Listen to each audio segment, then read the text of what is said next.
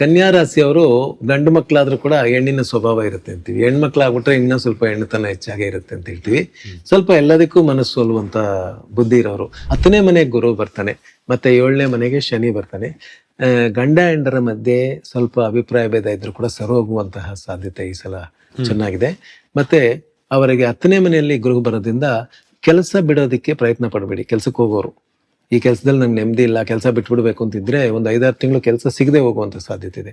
ಅದರಿಂದ ಇದೇ ಜಾಗದಲ್ಲಿ ಸ್ವಲ್ಪ ಇದ್ದು, ಅಂದ್ರೆ ನಾನು ಯಾವಾಗಲೂ ನಿಮ್ಗೆ ಹೇಳ್ತಿದ್ನಲ್ಲ, use your art in the house, use your brain in the office. ಈಗ ಆಫೀಸಲ್ಲಿ ಕೂಡ ಏನಾದ್ರು ಒಂದು ತಪ್ಕೊಂಡಿಡಿದ್ರೆ ಯಾರಾದರೂ ಅದನ್ನ ಇಲ್ಲ ಸರ್ ನೆಕ್ಸ್ಟ್ ಟೈಮ್ ಸರಿ ಮಾಡ್ತೀನಿ ಅಂತ ತಿದ್ದುಕೊಂಡು ಅಲ್ಲೇ ಇದ್ಬಿಡಿ. ಸ್ಥಾನ ಪಲಾಟ ಇರುವಂಥ ಚಾನ್ಸಸ್, ಗೌರ್ಮೆಂಟ್ ಎಂಪ್ಲಾಯೀಸ್ ಇದ್ರೆ ಖಂಡಿತ ಟ್ರಾನ್ಸ್ಫರ್ಸ್ಗೆ ಟ್ರೈ ಮಾಡ್ತಾ ಇದ್ದಾರೆ, ಟ್ರಾನ್ಸ್ಫರ್ ಸಿಗುವಂಥ ಚಾನ್ಸಸ್ ಇದೆ. ಶೇರ್ ಮಾರ್ಕೆಟಲ್ಲಿ ಇವರು ಸ್ವಲ್ಪ ದುಡ್ಡು ಕಾಸು ಚೆನ್ನಾಗಿ ಬರುತ್ತೆ. In general positive year. But ಜನ್ಮದಲ್ಲಿ ಗುರು 10ನೇ ಮನೆಗೆ ಗುರು ಬರೋದ್ರಿಂದ ಜಾಮೀನ್ ಕೊಡೋದು, ಜವಾಬ್ದಾರಿ ಕೊಡೋದು, ಅಥವಾ ಯಾರಿಗೋ ದುಡ್ಡು ಕೊಡ್ಸೋದು, ಅಥವಾ ಕೆಲಸದ ವಿಚಾರದಲ್ಲಿ ರಿಸ್ಕ್ ತಗೊಂಡು ಏನಾದ್ರು ಮಾಡೋದು, ಇದನ್ನೆಲ್ಲ ಕಮ್ಮಿ ಮಾಡ್ಕೊಂಡ್ರೆ ವರ್ಷ ಚೆನ್ನಾಗಿತ್ತು.